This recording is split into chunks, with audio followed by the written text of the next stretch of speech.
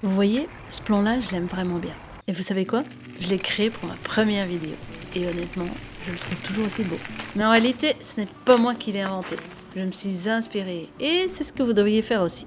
Je m'appelle Céline, je suis filmmaker outdoor et pilote de drone. Je travaille pour des marques, des entreprises ou encore des athlètes. Et aujourd'hui, on va parler de pré-production. Vous connaissez la règle des 80-20? Vous savez cette loi de Pareto qui dit que 20% d'une action peuvent produire 80% des résultats? Eh bien en vidéo, tout ce que vous allez préparer avant le tournage, donc la pré-production, va représenter à lui seul au moins 80% de la réussite de votre vidéo. Et ce n'est pas parce que vous filmez de l'événementiel ou d'autres actions difficilement prévisibles qu'il n'y a pas de pré-production. On peut toujours avoir une intention, faire un peu de veille sur le sujet pour avoir de l'inspiration, se faire un petit carnet de route sur ce qu'on veut raconter, bref, avoir déjà quelques idées. Ce qui permet aussi de choisir le matériel qu'on souhaite utiliser et le préparer. Sans pré-production, vous partez avec tout votre matos et vous filmez tout. Vous vous retrouvez avec un nombre de rushs incalculable et vous devez commencer à créer quelque chose avec ça. Bref, c'est super chronophage alors qu'à la fin d'un tournage, on a déjà quand même beaucoup d'idées pour le montage qui va en découler. C'est comme partir en rando sans regarder la météo, ni préparer son itinéraire.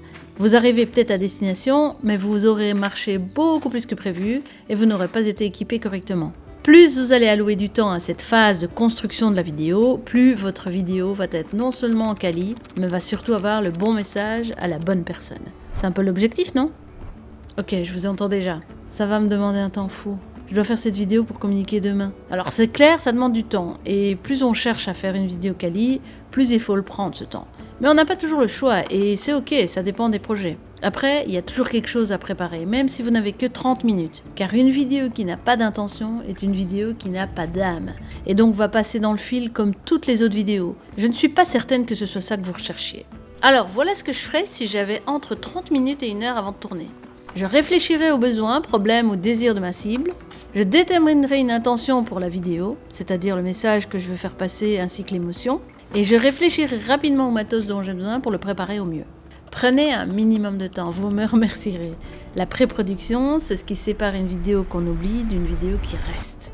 C'est quoi votre plus grand blocage avant un tournage? Le temps, l'inspiration, le matériel? Merci d'avoir regardé cette vidéo. À plus!